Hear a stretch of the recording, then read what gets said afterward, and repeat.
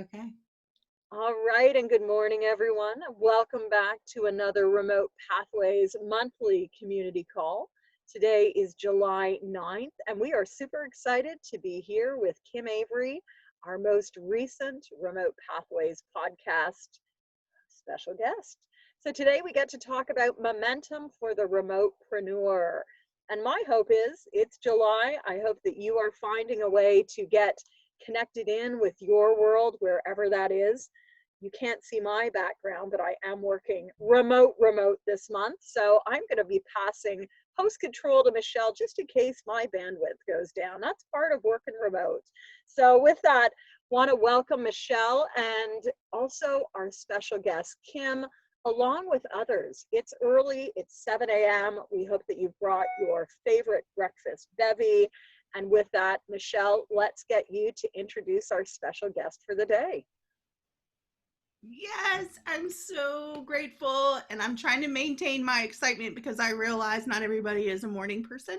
So I will gently tell you, as we share on the podcast, Kim is a vice president of marketing at Professional Christian Coaching Institute and the founder and president of Kim Avery Coaching, a firm that specializes in equipping coaches and entrepreneurs to build successful businesses as they partner with God to change the world. And she's the author of The Prayer-Powered Entrepreneur.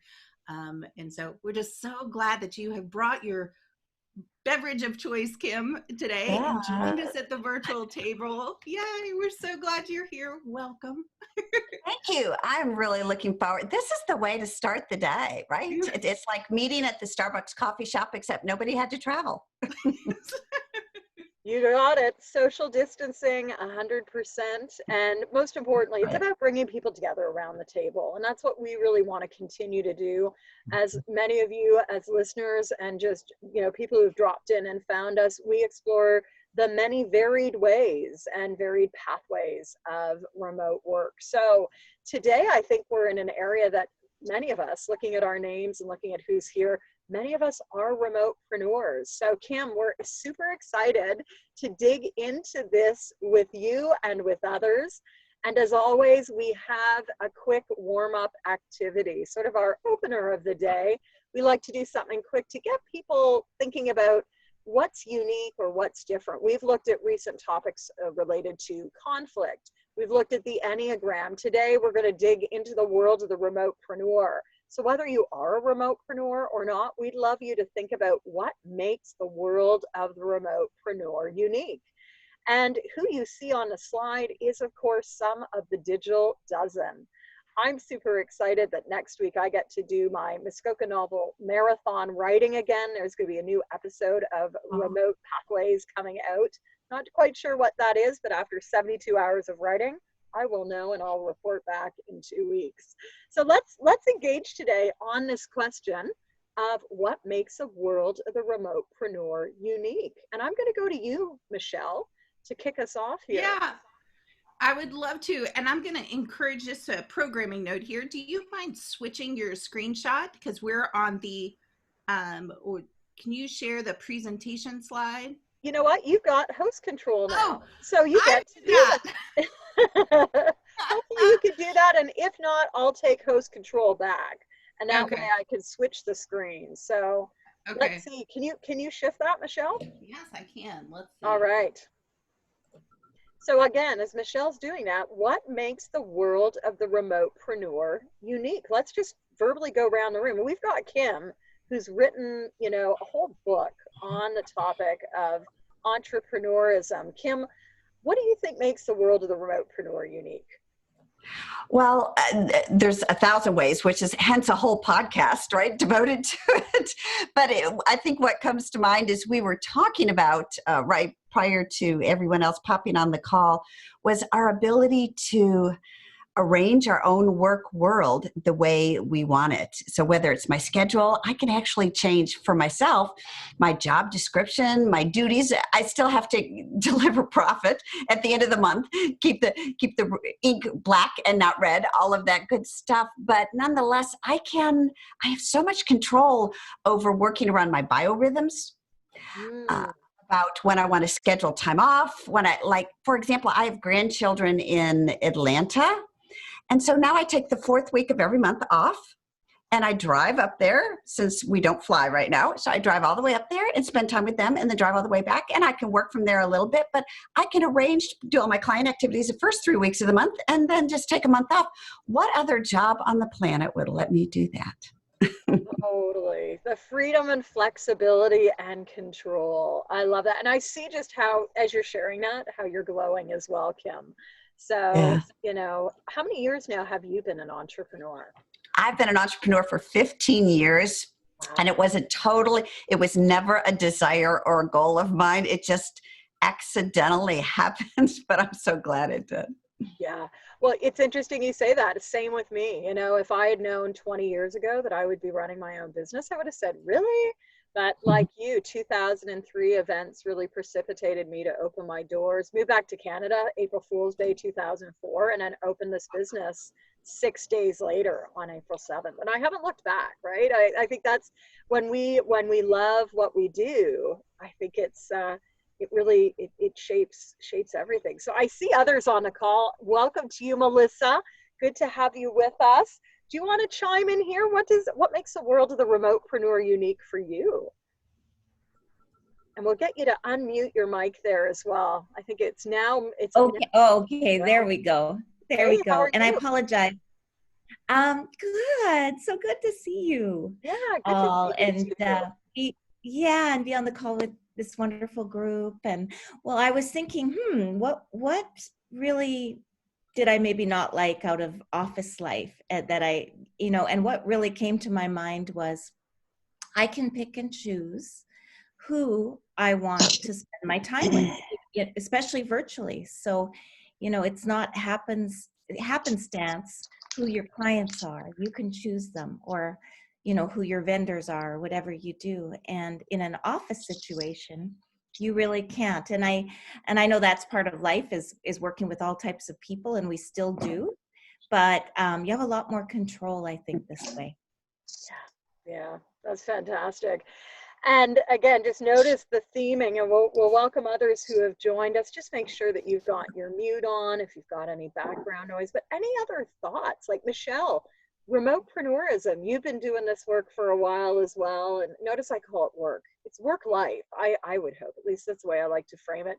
What do you see as being making the world of the remotepreneur unique, Michelle? I think it's that freedom and flexibility. It's something that I appreciate.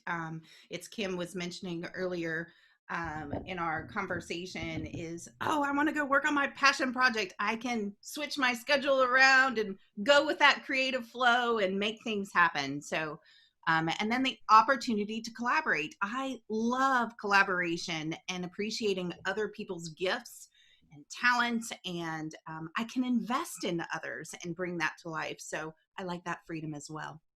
And I would like to hop in. This is Linda Kuhar. I think what I love the most about working remote is the fact of the multitudes of people that you can reach around the globe.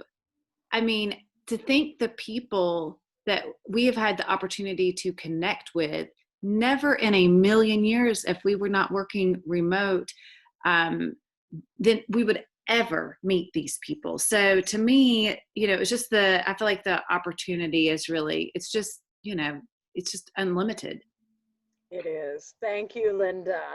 It is just, I appreciate in my day, I can start, at half a world away with people who are winding down their day. I'm starting my day. And as the hours go by, just, we go across the globe. The world is a big place, but it's also a very connected place. I think we often overlook that as well. So fantastic. Well, welcome to all of you. I think everyone's warmed up. And Michelle, where are we going next? What's our next question? Today we're going with the flow because I am experiencing technical difficulties over here on this side. Here's what I'm gonna get you to do. Give me back host control if you can, and that way I'll take it from here. Here's what we wanted to do. We wanted to sort of tap into Kim. Kim, you've written a book on, give us the name of your title and maybe a couple of the key bullet points in terms of remotepreneurism and how do we thrive, right? I think right now a big question mark for all of us is like, how do we thrive when we are in control of everything? How do we keep maybe motivated, but how do we also keep doing what we love to do? Over to you, Kim. Yeah. Such terrific questions. So the book is The Prayer Powered Entrepreneur, 31 Days, right, to building a business with less stress and more joy. And along with the idea of breaking down almost a strategic prayer plan, it's also a strategic business plan, because business is not a one package deal. And I think that's what overwhelms us. We were thinking a little bit about the idea of momentum, right? In terms of this call. And I realized that for momentum, whether it's in my relationship with God, in my relationship with my family, or right in my business, that to get to the big goal, I have to meet 1,000 small goals. And so taking time to get clarity on the small steps, really breaking them down. And then an interesting thing happened with my clients years ago that shed so much insight. I was working with them, and I like to start with, as I start with a new client, so how can I motivate you? What will keep you going on this journey? What will bring you momentum? And inevitably, they almost all said the same thing: success. I'm thinking, that is so unhelpful. I mean, because that's the goal. But I want to know what motivates you to get to the goal. The goal is success. But as I thought about it, I thought, no, they're right. When we see small successes, like a trail of breadcrumbs all along the way, when we see progress, for me, when I see God answering my prayer and bringing me along this path he has me, then I'm encouraged to pray more, to work more, to dig in more, to lean more. And I have more natural intrinsic motivation and momentum. So it's just a lot of clarity on, okay, what does it take to go along the path? The path is going to change. Feel free to dream it, but it's going to change, right? But who do I need to be? What skills do I need to bring? What attitudes do I want to have? And how can I continue to weave those into the journey and see success in those? And then the wind is really beneath my wings. I love that. I love that. And to the point of momentum, I'm going to bring our screen up again, because I know that's a really big area that we've been focusing on. So you talk about momentum, and in Q3, this has been our focus. Every quarter this year, we've pulled something from my PlanDoTrack Workbook and Planner. So we started off with focus. The last 3 months, we've been all about experimentation. And to your notation, Kim, of the breadcrumbs, in my writing, it's like, what are those daily steps that we can be doing consistently to create that momentum? Because as you said, things change. The world has pivoted. Even for those of us that have worked remote, I look at my business, 16 years, it's not been a pivot, but it's been like an acceleration of work that we've been doing. And so once the momentum happens, how do you also enroll others and enlist others into the vision? So I think that's such a critical point. So momentum, let's spend a few minutes on momentum, because we are mid-year, and I think this is a really interesting place. Perhaps July, for some of us, we're pausing. For some of us, we're continuing to pivot. For others, it's like, oh, the momentum's happening. Let's keep rolling. So for you, Kim, in your book release, where would you be on that momentum pathway? What would you say the phase is for you with your book and your writing and all your speaking work as well? Well, it's so interesting, because I think we all have different gifts and different skills and different energies. So many authors, and you may be one of these, Jennifer, and others on the call, they love to write. That's when they're creative best. And they could almost wish they could take their book baby and turn it over once it's born to somebody else so they could start writing the next one. I am just the opposite. And so it was just it was climbing Mount Everest to write the book. It's not my love. It's not my natural strength. I can write well, but I have to really work at it. But the goal was to be able to share this work, to collaborate, with other people. So for me, it's all downhill in the sense of full momentum going where I want to go. The hard work is done. I don't anticipate, please, Lord willing, never writing another book. And now just kind of sharing the things that I care about that came out in the book with other people so that they can utilize those tools. So for me, this is a season of wonderful momentum, because I'm leaning into the things I love, which are marketing. Yeah. And that's such a big part of your work, right? And a big part of the book too, right? Is like you know, for entrepreneurs, for remotepreneurs, we are a walking billboard. And so how are we sharing our gifts? How are we sharing our message in different ways? And I think marketing, even as a term, enacts and provokes so many different emotions, right? Yeah, a lot of baggage. Yeah, let's go to momentum though. We're each creating momentum in our own worlds. And what is the momentum you're focusing on now? I'm going to just go down my screen, and if you'd like to share, like now under Kim, I've got Melissa. So Melissa, what's the momentum you're creating right now in your work? You know what? It's 5 a.m. here. Kim, I'm going to blame you. You're on the show, so I got up early. No. Oh, thank you. And you look beautiful for 5 a.m. Can I just say, I'm so impressed. Oh, thank you so much.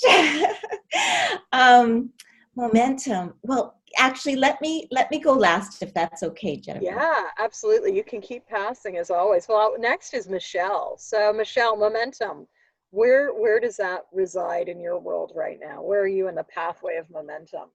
Yeah, well, I definitely in Q2 was experimentation of trying new things. And now it is making the decision of where we want to run. So yeah, lots of opportunity to go deeper and momentum with specific programming. So getting clarity on that and getting a team together of who we're running with and ready to roll. So good there. Yeah. Fantastic. So I'm going to pass the baton to Linda, who I know is also an author. So I can't wait to bring your voice into this table for what you just heard from Kim and Jennifer.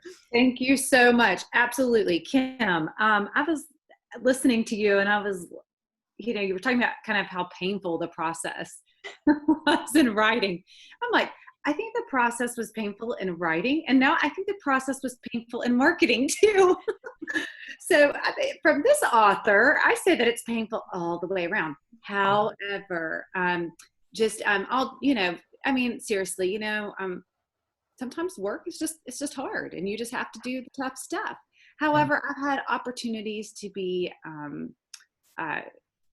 to either co-author or, you know, be in other books and just have excerpts. So I've got another book that's going to be released. It's not my book. It's Pastor Todd Smith that's coming out in the fall, 70 Voices of Revival. So there's going to be 70 different entries.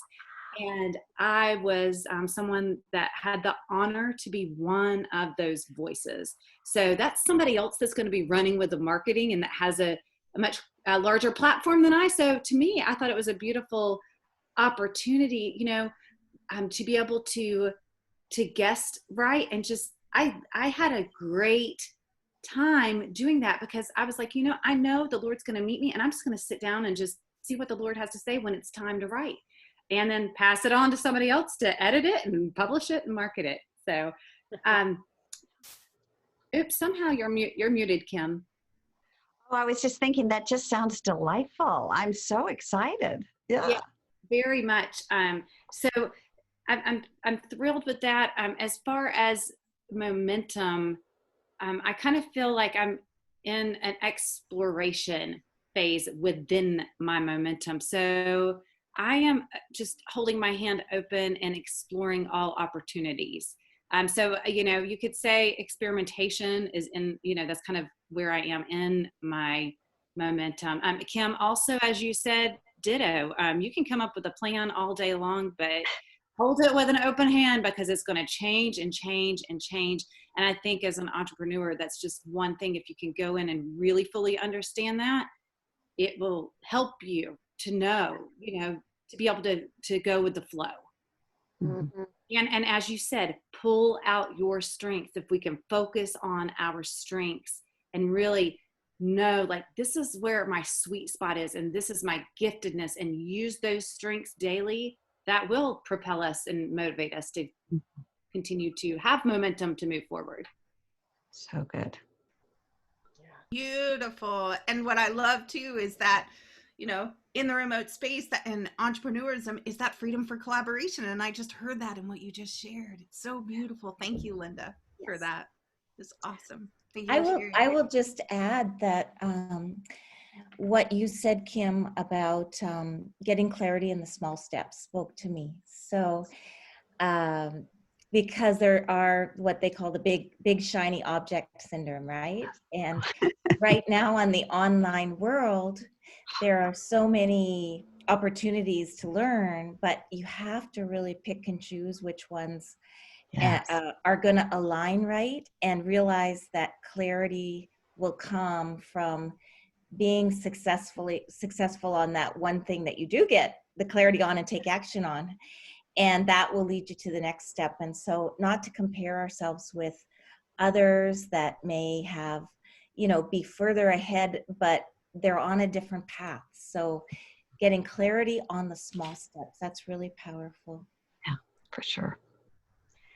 So interesting. I'm really, a word was flashing through my mind a few minutes ago. That really is Michelle's word of anchor. I know Aunt Michelle has a program called Anchor Your Heart. And, what we're talking about and hearing in these themes is like, what's going to help us anchor ourselves, ground ourselves, whether it's strengths, whether it's values. I know many of you on today's call are also coaches, and these are things that we're always working with our clients about. But as entrepreneurs ourselves, what's going to help us thrive and do that best work? So I just put that out as as an inquiry for us to keep talking about. And Melissa, it's so interesting you talk about the shiny red object syndrome. I was just writing actually about half an hour ago about the importance of condensing, right? I was using the term, what do we want to condense? Because I think there are so many options in today's spaces, whether it's the virtual ecosystem or other. And so like, what is really important as we continue to move and gain that momentum? What needs to be condensed down and distilled down into the core elements? So Kim, back to you as our special guest. Any other thoughts on momentum before we leave this space? Oh, I love that. And I wish I could give this person credit, but to just kind of put a phrase that always echoes in my mind to Melissa's kind of beautiful summation of what we've been talking about is the phrase that clarity comes with activity. And so I think the temptation is for me to sit in my chair and say, soon as I have clarity, I will move. but clarity will never come as long as we're sitting immobile. And which brings me to one of my favorite quotes by John Dewey, who said, we do not learn from experience. We learn from reflecting on experience. So you put those two things together and you realize it's like right foot, left foot, right? That I do some activity and it brings me clarity. There's learning and I reflect on it, and then I take the left step and I get more learning, but I don't wait, for this. I just say, okay, now I know this little bit. Okay, I'll try this and I'll try this. So it's that constant experimentation. And especially during this pandemic, has anybody else realized that our foresight has been so shortened?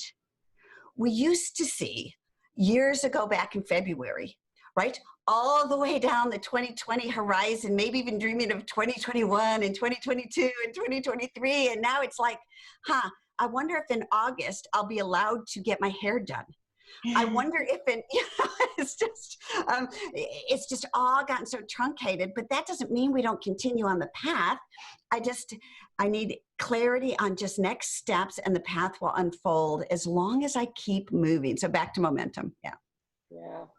And as long as I also trust in myself, trust in my abilities, trust in those around us or around me. So yeah, very, very important.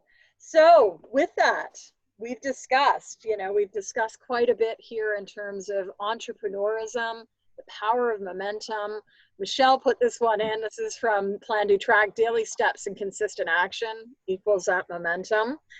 I'm so excited that we've been able to spend some time today talking about momentum. Michelle, what else is important for us to look at today with Kim? I know you and Kim go way back for many years. So Kim on lots of different levels. Is there another question that would be useful for us to explore for a few minutes? Yeah, I would say listen to the podcast with Kim, the interview, and connect with her, because I have shared with many of you on this call, even and beyond, that being my foot planted in both with Kim and you, Jennifer, it was the catalyst for me to really, I say I'm a shining light that God has a sense of humor, because I am a life coach that hates change. It really took two amazing, beautiful people to hold that space for me and call that potential out in me and to give me the courage to step out. So reach out to these beautiful women. Kim, I can't believe you're here today. Jennifer, thank you for just allowing this space to happen. So yeah, I don't know if I have a question except for encourage, reach out and connect, I would say. So Kim, I think that gives you a few more minutes of a platform of your choice. What else is important, do you think, for us as remotepreneurs right now to continue to focus on or be with? What's another piece that you think is an important nugget? I think the other thing that's really occurred to me in this probably, pandemic season is that all our doing flows from our being. And there are many things we thought we were going to do. I thought I was going to do in 2020. I think I was supposed to be in Alaska on a cruise, right? Who's going to take a cruise at this very moment? Right? There were so many, and work-wise and different-wise, there were so many things I was going to do. And it's easy to feel thwarted in all my doing, but realize that it's an invitation to greater being and becoming. And so on the other season, the other side of this, the doing will be so much more meaningful, so much more targeted, so much more impactful if I don't just twiddle my thumbs or feel sorry for myself, but if I invest in my character and who I am. And so my quick example is Nelson Mandela, who I forget how many years he was in prison, decades in prison. And he was interviewed by Jim Collins in his book, Good to Great, and said, so how did you survive? How did you, what did you hold on to? He said, oh, I wasn't surviving. I was preparing. 20 years in prison, and he did all sorts of physical workout, mental workout, spiritual workout in his small cell every day with the things he was doing because he was preparing. And look what happened due to all that preparation. Now, personally, I don't want to be in a prison camp for 20 years, to prepare, but the pandemic can feel like that season, especially a season with no expiration date. But what if I took that mentality? I'm not just surviving and waiting for things to get better at the other end. I'm preparing. I'm becoming more fully who I am. And then the contribution will be so much greater at the other end. And so that's the mindset that I'm trying to take into this particular season. Well, I think, again, no more needs to be said. It is about mindset. It's about choice. It's about what we want to create and what we're also willing to do. As entrepreneurs, we are the risk takers of the world. And so what is it that we're ready to put our attention around, our values around in creation for not just ourselves, right? I think as entrepreneurs as well, there's often a purpose-driven mission of why we do what we do. Maybe Kim, in a minute, I'd love for you to just share that, because certainly that's been something in my work. It's always been about bringing coaching to more people. It's been about scaling. It's been about changing the conversations, whether it's been with teams or groups or virtually. And I know for you that there's been a big purpose as well. So do you want to spend a minute or two talking about purpose and entrepreneurism? A minute or 10 hours? How much coffee does everybody have, right? We could take bathroom breaks. And okay. Let's make this a one-day podcast. I'll try to keep it short. Do a summit series. Yeah, this is right. I think we need to be mission driven. None of us has the capacity to keep showing up on a daily basis only for self-centered ends. The well runs dry so quickly. And so for me, it's to help coaches, especially Christ-centered coaches, build successful businesses as they partner with God to change the world.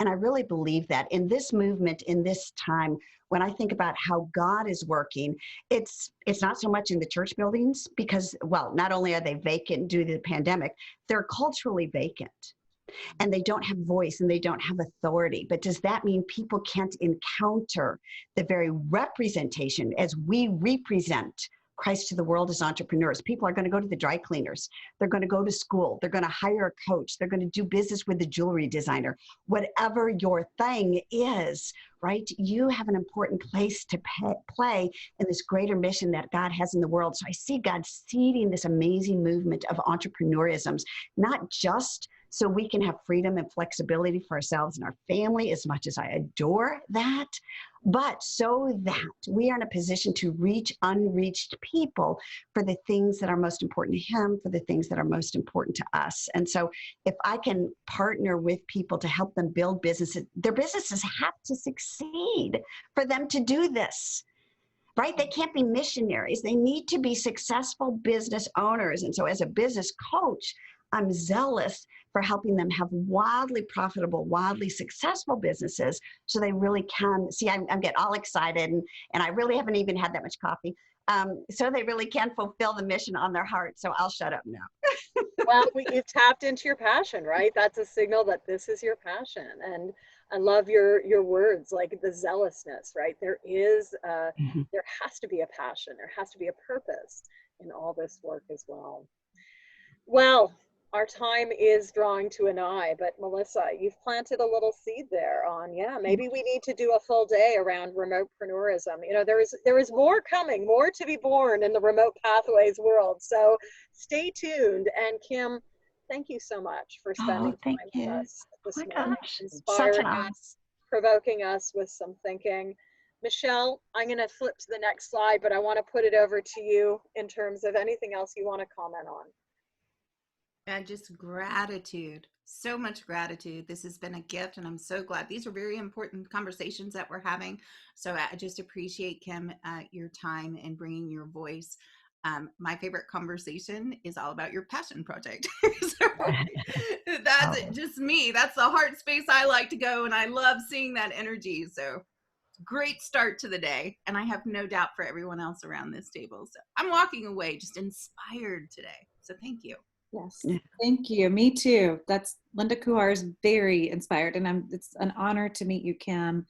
I can't wait to connect with you outside of this space. Please, all of you, please. I mean, that's what we need. You heard on the podcast, I yearn for the water cooler days where you could just bump into people and find out what they had for dinner. So I would love to connect with everyone. Thank you. Yes. Well, Thank you so much, everyone. I think we're going to have to do a bit of a special episode in terms of a community day, right? Like part of what Michelle and I wanted to create in this world is like a community. So I think sometime soon we're going to have to bring all our special guests together and have a day where we can spend time, maybe just for a few hours, but you can drop in, have connection, have those water cooler talks, because that's what is missing in the remote space. So I want to say a big thank you to all of you for spending time with us. Lots of resources. Again, this is Kim's episode 16, lucky number episode 16. We've just been moving out of the landscape of team effectiveness.